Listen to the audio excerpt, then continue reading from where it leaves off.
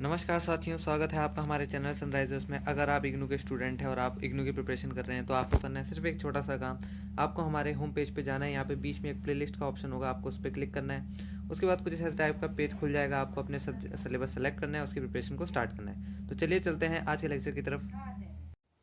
आज हम करने वाले हैं MT03 का यूनिट नंबर 7, जिसका नाम है एप्लीकेशन ऑफ डिफरेंशियल इक्वेशंस। तो देखिए, इस चैप्टर को हम हर बार की तरह एक बॉडी के हिसाब से पढ़ेंगे। तो हमारा सबसे पहले बात स्ट्रक्चर क्या है, हमें सबसे पहले कुछ बेसिक सी चीज़ें समझनी होगी, जैसे कि टेंजेंट क्या होता है, नॉर्मल क्या होता है, परपेंडिकुलर क्या होता है, कर्व क्या होता है, टेंजेंट टू द कर्व का मतलब क्या है, नॉर्मल टू द कर्व का मतलब क्या है, इक्वेशन ऑफ टेंजेंट क्या होती है और इक्वेशन ऑफ नॉर्मल क्या होती है। ये तीन चीज़ें तो क्वेश्चन के साथ साथ ही समझ में आ जाएगी, पर सबसे पहले करते हैं कुछ बेसिक सी चीज़ों की बात कि टेंजेंट, नॉर्मल और परपेंडिकुलर क्या होते हैं। सबसे पहले हम बात करेंगे कि कर्व क्या होता है। तो देखो ध्यान से, कर्व होता क्या है, ये इसको मैं कर्व बोल सकता हूँ, ये इसको मैं कर्व बोल सकता हूँ। अगर कोई सर्कल है, इसको अगर मैं इतना काट दूँ तो ये हिस्सा हमारा कर्व कहलाएगा, ये इतना काट दूँ ये हिस्सा हमारा कर्व कहलाएगा। ठीक है, तो ये इजी है, कर्व होता क्या है। अब बात करते हैं टेंजेंट की कि टेंजेंट क्या होती है। मान लो ये एक सर्कल है, ठीक है, लग नहीं रहा है लेकिन मान लो। तो अगर मैं एक लाइन लेकर जाऊं और जो कि एक पॉइंट से टच करे तो इसे हम बोलते हैं टेंजेंट। सर्कल हो, कर्व हो, कुछ भी हो, अगर उसने बोल दिया टेंजेंट टू द कर्व या सर्कल तो ये एक टाइम से। अच्छा, अब कर्व क्या हुई, तो अब टेंजेंट टू द कर्व क्या हुई, वही है, कुछ नहीं है, एक कर्व बना लिया, इससे एक पॉइंट से टच करा के ये हो गई हमारी टेंजेंट। समझ में आई बात, एक पॉइंट से जाएगी बस, ये बात ध्यान रखना। ऐसा नहीं कि ये ले गए और बोल दिया हाँ भाई ये टेंजेंट है, ऐसा कुछ नहीं। इतना हवाई उड़ान नहीं करना है, ठीक है, नासा नहीं जाना है, हमें इग्नू क्रॉस करना है सिर्फ। तो ये और ये यहाँ पर दो पॉइंट हो गए, ऐसा नहीं, ये एक लाइन गई यहाँ पे, इसको हम बोलेंगे टेंजेंट। ठीक है, अब बात करते हैं नॉर्मल और परपेंडिकुलर।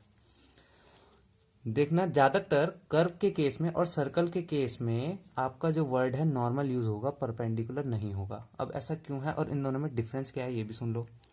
परपेंडिकुलर जो होता है ना, हमेशा 90 डिग्री होता है, ये बात ध्यान रखना, इसको ऐसे भी डिनोट करते हैं। परपेंडिकुलर हमेशा 90 डिग्री होता है, लेकिन नॉर्मल जरूरी नहीं कि 90 ही हो। अब कैसे पता लगेगा, ध्यान से देखो। हम जानते हैं सर्कल क्या होता है, ऐसा होता है, मतलब कहीं भी सीधा नहीं जाता, कहीं पे भी सीधा नहीं जाता।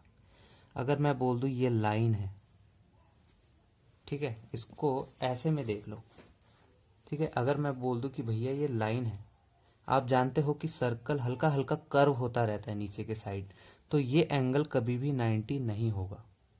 चलो मान लो ये 90 है, आप इसको बोल सकते हो परपेंडिकुलर। अब जरा ध्यान से सुनो, अगर मैं एक और लाइन यहां खींच दूं तो हम देख रहे हैं कि ये वाला एंगल और ये वाला एंगल दोनों में जमीन आसमान का फर्क है। आप इसको 90 नहीं बोल सकते। और जब हम ऐसी लाइनें देखते हैं जो कर्व को बीच से तो काट रही है लेकिन परपेंडिकुलर नहीं है, तो उस टाइम पे हम नॉर्मल वर्ड यूज करते हैं। ठीक है, क्या फर्क है दोनों में, ज्यादा फर्क नहीं है। ये कर्व है, इसको 90 पे काटती है तो हम बोलेंगे परपेंडिकुलर। लेकिन हमें पता है सर्कल क्या होता है, हर एक जगह पर चेंज होता है, इसलिए हम इसको 90 हो ना हो जरूरी नहीं है, तो हम उस भाषा में इसको नॉर्मल बोलते हैं। नॉर्मल 90 डिग्री हो, इससे कोई जरूरी नहीं है, लेकिन परपेंडिकुलर हमेशा 90 डिग्री होता है। ठीक है, तो यही फर्क था दोनों में। क्या कहा था मैंने, अभी टेंजेंट देखा एक पॉइंट से जाती है, नॉर्मल देखा जरूरी नहीं कि 90 डिग्री पे पड़े, परपेंडिकुलर 90 पे ही पड़ेगा। कर्व हम पढ़ चुके हैं। अब टेंजेंट टू द कर्व, ये भी हमने पढ़ा कि क्या होता है, एक पॉइंट से जाए। नॉर्मल टू द कर्व, अब देखो नॉर्मल टू द कर्व कुछ नहीं है, खाली ये एक कर्व है। अब इसमें टेंजेंट भी बताता हूँ और नॉर्मल भी बताता हूँ। ये टेंजेंट गई एक पॉइंट से, हो सकता है ये भी टेंजेंट गई एक पॉइंट से, हो सकता है ये भी टेंजेंट गई एक पॉइंट से, बट नॉर्मल बीच से काटेगी। ठीक है, समझ में आ गया, नॉर्मल हमेशा बीच से काटेगी, लेकिन जरूरी नहीं 90 पे काटे, इसलिए हम परपेंडिकुलर की जगह यहां पर नॉर्मल का इस्तेमाल करते हैं।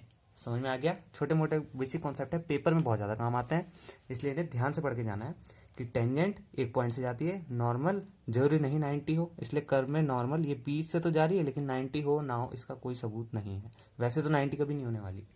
और परपेंडिकुलर जो 90 पे रहती है, इसलिए परपेंडिकुलर की जगह नॉर्मल यूज वर्ड किया जाता है। ठीक है, कर्व हमारा बन चुका है। टेंजेंट टू द कर्व हमने देख लिया, एक पॉइंट से जा रहा है।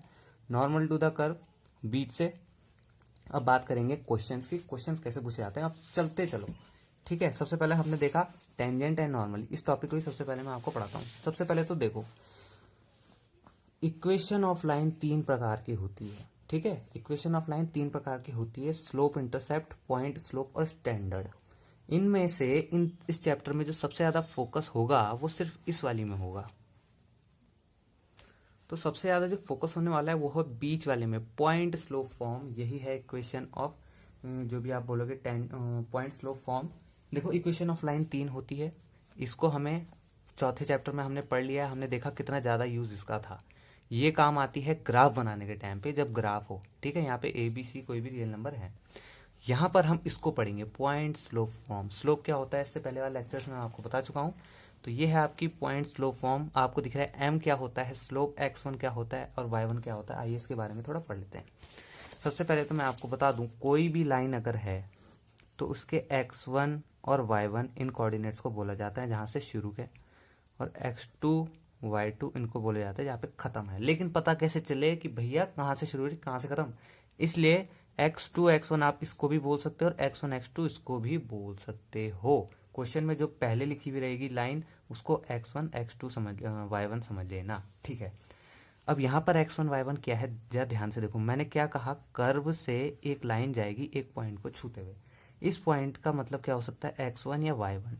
Whereas X1 and Y1 belongs to real number.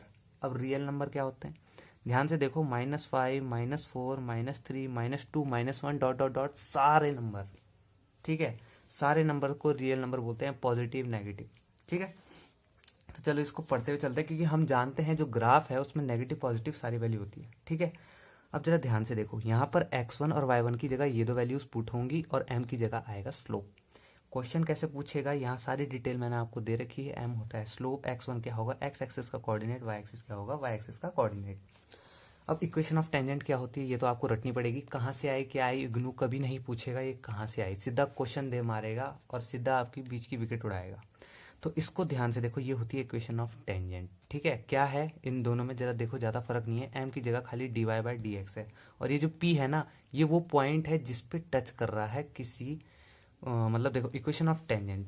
ठीक है, हमने अभी पढ़ा कि भाई ये कोई कर्व है और यहाँ से इसने यहाँ पे टेंजेंट एक पॉइंट पे कर्व कर दिया, तो ये जो X1 और Y1 होंगे ना, इसको हम बोलेंगे P, और ये पॉइंट यहाँ पर आएंगे। कैसे करेंगे अभी खाली देखते हुए चलो, सब कुछ बताऊंगा। इक्वेशन ऑफ टेंजेंट ये है। अब देखो, बुक से ही क्वेश्चन उठाया, कह रहा है find the equation of tangent to the circle x² + y² equals to 25 at the point this. मैंने क्या बोला, पॉइंट कहाँ पड़ेंगे, यहाँ और यहाँ। ठीक है, अभी हम ध्यान से समझेंगे। तो ये है हमारी इक्वेशन जो कि हमें क्वेश्चन में गिवन है। यहाँ पर जिस पॉइंट से जा रही है ना, उसको हम क्या बोलेंगे, X1 Y1, जिसकी वैल्यू क्या आपको दे रखी है, चेक करते हैं। हाँ जी, दे रखी है 3 4। तो इसका मतलब क्या हुआ, X1 हमारा हुआ 3, Y1 हमारा हुआ 4। हम उस पॉइंट को 3 और 4 लिख सकते हैं। अब देखो, ये जो 3 है ये क्या है, X1। X1 यहाँ कहाँ पड़ रहा है, यहाँ पर, तो इसकी जगह आएगा हमारा 3। Y1 कहाँ है, ये रहा। Y1 कहाँ लिखा है, यहाँ पर, ये रहा, तो इसकी जगह हमारा क्या आएगा, 4। कुछ चीज रह गया, बिल्कुल रह गया। dy/dx कैसे निकलेगा भैया, आपको एक इक्वेशन भी दे रखी है, ध्यान से देखो। ये दे रखा है x² + y² equals to 25। dy/dx कह रहा है, dy/dx का मतलब y का डिफरेंशिएट करना है with respect to x, x के रिस्पेक्ट में y का डिफरेंशिएट करना है। तो देखो हम करेंगे क्या, इस इक्वेशन से आपको y की वैल्यू निकालनी पड़ेगी। कैसे निकालते हैं, कुछ नहीं करना है, ये आपकी इक्वेशन है, x को उधर भेज दो तो क्या आ जाएगा, 25 - x²। अब इसका रूट है, इसका रूट यहाँ जाके क्या बन जाएगा, इनके लिए अंडर रूट बन जाएगा। तो हम बोल सकते हैं कि भैया y की वैल्यू जो है ये है। अब इस y की वैल्यू को हम क्या करेंगे, डिफरेंशिएशन करेंगे। डिफरेंशिएशन कैसे करते हैं, क्या करते हैं, आपने प्रीवियस क्लासेस में भी पढ़ा होगा। तो ये मैंने यहाँ पे डायरेक्ट कर दिया। तो देखो, X1 है 3, Y1 है आपका 4, इसको मैंने इक्वेशन पे पुट किया। अब dy/dx की वैल्यू हम निकालेंगे। तो ये मैंने लिखा है सब कुछ कि differentiate of y with in terms of x। उसके बाद क्या होगा, y की वैल्यू हमने निकाल ली है, इसका डिफरेंशिएशन किया, जो डिफरेंशिएशन करने के बाद आएगा उसमें आपको x और y की वैल्यू पुट कर देनी है। क्या करनी है देखो, तो देखो dy बाई डी एक्स की हमारे पास ये वैल्यू आ गई, ठीक है, आ गई। अब क्या करना है, x की जगह वही रखना है जो पॉइंट था ना, एक्स वाई जो हमें गिवन था, क्या गिवन था हमें 3 4, x की जगह वही रख दो, आ जाएगा। जब आप x की जगह ये रखोगे तो आपका आंसर आ जाएगा 3/4 मीन्स -3/4।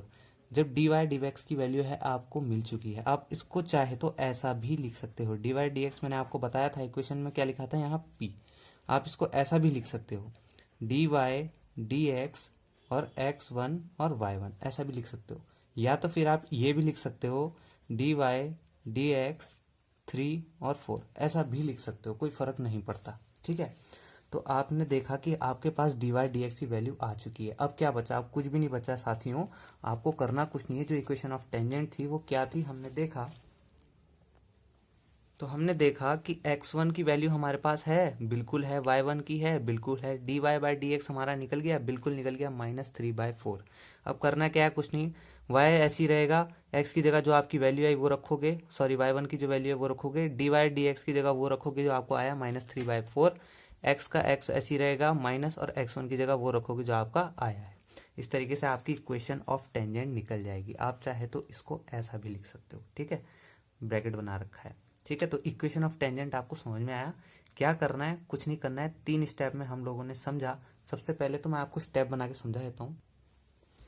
तो हम स्टेप में आप समझने वाले हैं कि स्टेप से हमने कैसे टेंजेंट टू द पॉइंट निकाली। सबसे पहले हमने क्या किया, x1 और y1 को फाइंड आउट किया।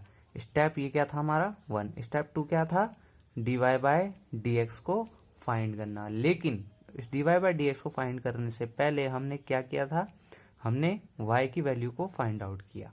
y की वैल्यू फाइंड आउट करने के बाद हमने dy dx को फाइंड आउट किया, और dy dx की जब कोई वैल्यू आ गई तो तीसरा स्टेप हमारा आ गया, put the value of x। तो उसके बाद हमने क्या किया, x की वैल्यू को यहाँ पर रखा, जो वैल्यू आई हमने ये सारा जो एक तरीके से मिर्च मसाला बनाया उसको हमने कहाँ पुट किया, स्टैंडर्ड फॉर्म में, ठीक है, स्टैंडर्ड फॉर्म में। किसकी, वही जो उसने पूछा था, क्या पूछा था, इक्वेशन ऑफ टेंजेंट, ठीक है। तो ज्यादा रटने वाली बात नहीं है, इस पे इतना इसलिए समझा रहा हूं क्योंकि इक्वेशन ऑफ टेंजेंट अगर समझ में आ गया तो इक्वेशन ऑफ नॉर्मल जो आपको अगला टर्म दिख रहा है वो कुछ भी नहीं है, ठीक है।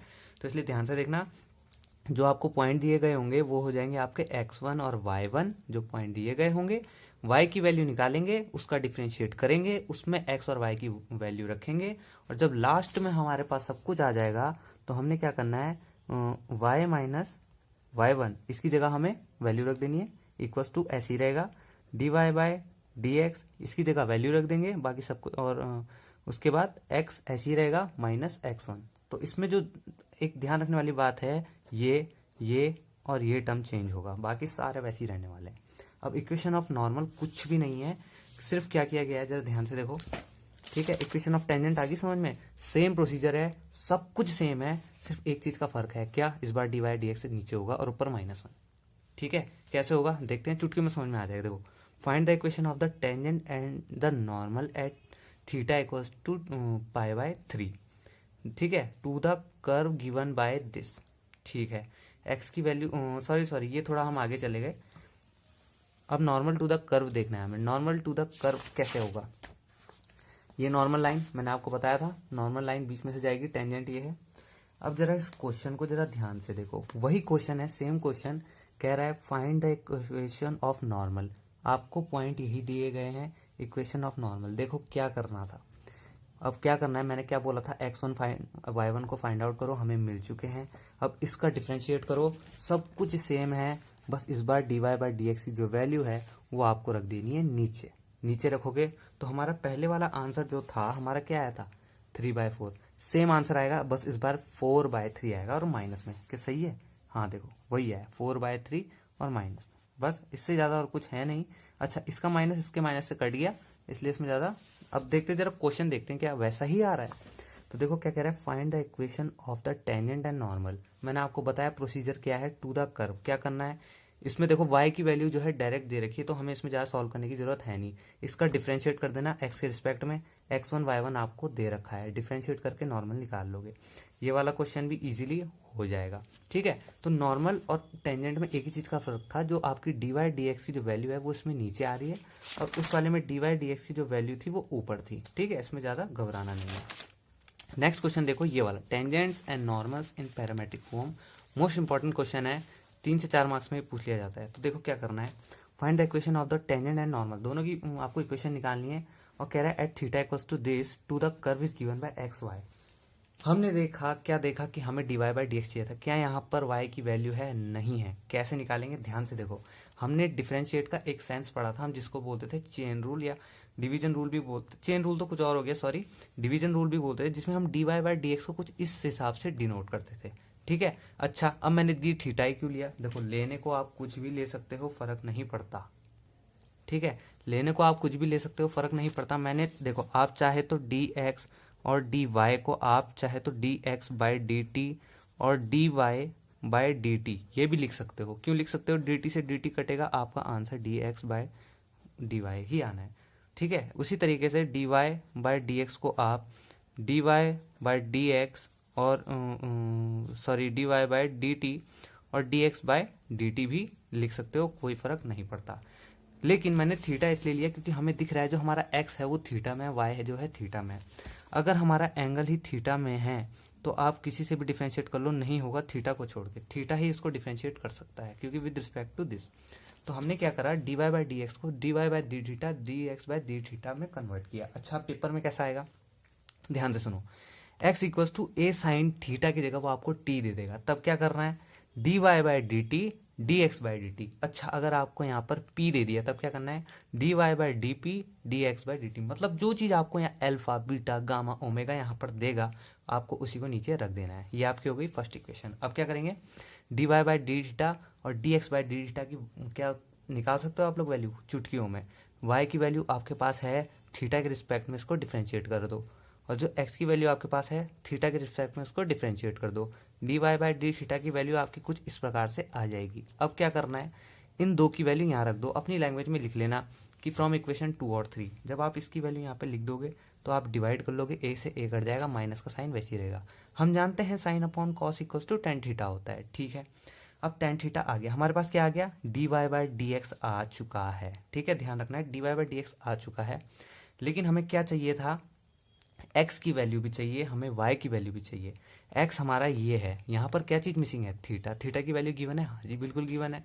तो इसकी वैल्यू डाल के हम x निकाल लेंगे और इसकी वैल्यू डालकर हम y निकाल लेंगे।